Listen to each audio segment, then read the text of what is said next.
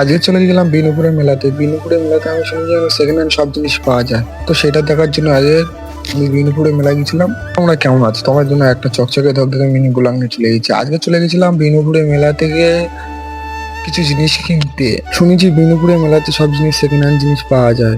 তার জন্য সেটা দেখার জন্য চলে গেলাম বিনুপুরের মেলাতে। তারপরে একটা দাদা আমার 10টার সময় কল করে বললো, ভাই রেডি হয়ে নে, চল বিনুপুরের মেলাতে ঘুরে আই চল। তার জন্য আমি সকাল সকাল রেডি হয়ে গেলাম। আমার জানেমানটাকে আমি দেখে নিচ্ছি ভালো করে। জানেমানটা একদম ধুলো থেকে থেকে নোংরা হয়ে গেছে। তার জন্য একটু মোছামুছি করে নিয়ে বার হতে হবে জানেমানটা নিয়ে একদম চকচকে ধকধকে করে। আমার জানেমানটা মোছামুছি করে নিয়ে আমি এখন বার হয়ে গেছি। পাকা 1 ঘন্টা গাড়ি চালানোর পরে চলে গেছি বিনুপুর। আমার বাড়ি থেকে বিনুপুর আসতে বেশিক্ষণ লাগে না, 40 থেকে 45 মিনিট লাগে, আর খুব বেশি হলে 1 ঘন্টা লাগে।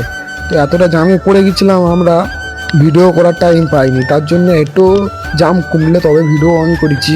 জাম থেকে ফাইনালি বার হয়ে বিনুপুরে ভাঙাচোরা মেলা চলে এসেছি। এসে দেখলাম সত্যি সবকিছু ভাঙাচোরা পাওয়া যায়। সত্যি মেলাটা অনেক বড় জায়গা।